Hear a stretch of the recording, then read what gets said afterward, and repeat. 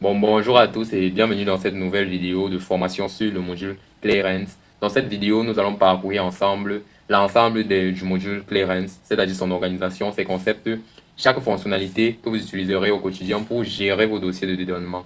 À la fin de cette formation, vous saurez comment créer un dossier, renseigner les informations de la marchandise, enregistrer les coûts, mettre à jour le suivi, générer les factures et lire vos tableaux de bord.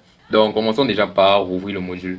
Donc, depuis la page d'accueil de Dodo, je clique sur l'application Clearance. Le module Clearance est ouvert. Il faut savoir que ce module a été développé sur mesure par IC Cloud Apps pour les activités de dédouanement. Et contrairement au module standard Dodo, il est conçu spécifiquement pour le métier de commissionnaire en douane. Donc, chaque champ, chaque bouton ou chaque calcul ici correspond à une réalité de votre travail quotidien.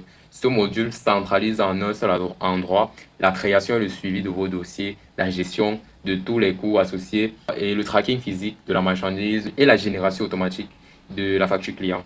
Donc, sur cet écran, en fait, vous pouvez piloter. Vous voyez sur cet écran, vous voyez le pipeline des dossiers. Chaque carte représente ici un dossier de dédouanement.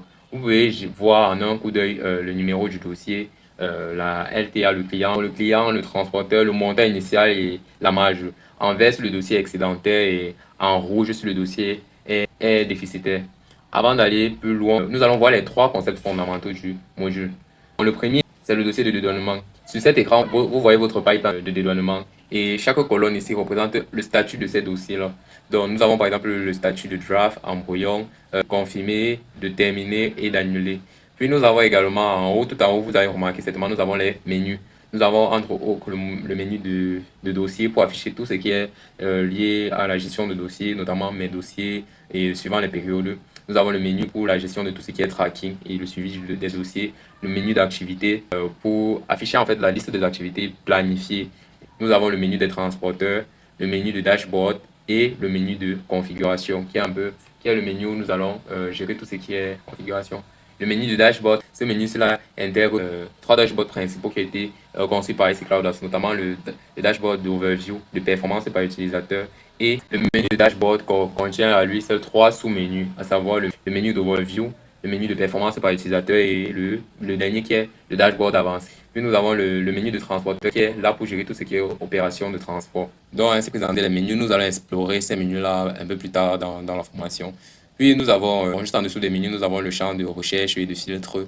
Donc ici, ce sera le champ utilisé pour tout ce qui est recherche de données, notamment via les filtres. Je peux filtrer suivant mes données, suivant les dossiers déficitaires et autres, et grouper ce résultat-là via certains trucs, donc, via certains éléments, par exemple les statuts, la priorité du dossier. Et donc, ici, nous avons en dessous des menus, nous avons le champ de recherche. Ici, là, vous pouvez filtrer efficacement vos recherches et grouper le résultat. Puis, nous avons les différentes vues, à savoir la vue en Kanban qui est la vue par défaut que nous avons ici, où chaque colonne représente en fait un statut de dossier ou bien l'état du dossier, entre autres, que ce soit en brouillon, confirmé, etc.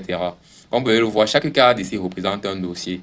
Et comme sur ce dossier-ci, on a les informations qui sont affichées. Par exemple, nous avons le numéro d'identifiant du dossier, donc l'ID du dossier, la LTA ou la LB, le client, le type de transport, le montant initial, bon, s'il a été défini, et la marge. Ici, elle est verte si le dossier a une marge positive et dans le cas où le dossier est déficitaire, la couleur ici sera rouge. Donc, pour déplacer un dossier, c'est simple, nous avons via le drag and drop ou bien directement depuis la fiche de détail de ce dossier.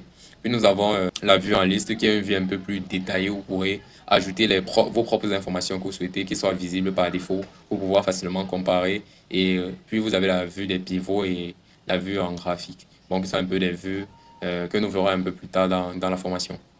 Avant de commencer à manipuler, il y a trois concepts clés que vous devez bien comprendre. Le premier, c'est le dossier de dédouanement. C'est l'unité centrale du module.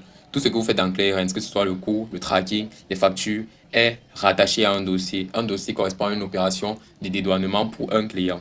Le deuxième concept, ce sont les acteurs du dossier. Chaque dossier implique trois parties. Nous avons à la fois les clients. Le client, donc c'est l'entreprise ou la personne qui vous a confié sa marchandise à dédouaner. C'est lui qui sera facturé à la clôture du dossier. Puis nous avons le transporteur ou les transporteurs. Et ça, c'est les différents intermédiaires qui vont acheminer la marchandise. Vous les sélectionnez depuis le menu de tracking et autres. Puis nous avons le responsable. C'est l'agent interne de votre équipe qui est en charge du suivi de chaque dossier, sera notifié des événements et apparaîtra dans les rapports de performance. Le troisième concept, c'est la numérotation automatique. Chaque dossier reçoit un numéro unique généré automatiquement par le système. Vous connaissez maintenant l'organisation du module Clearance, ses concepts clés, ses statuts et ses menus.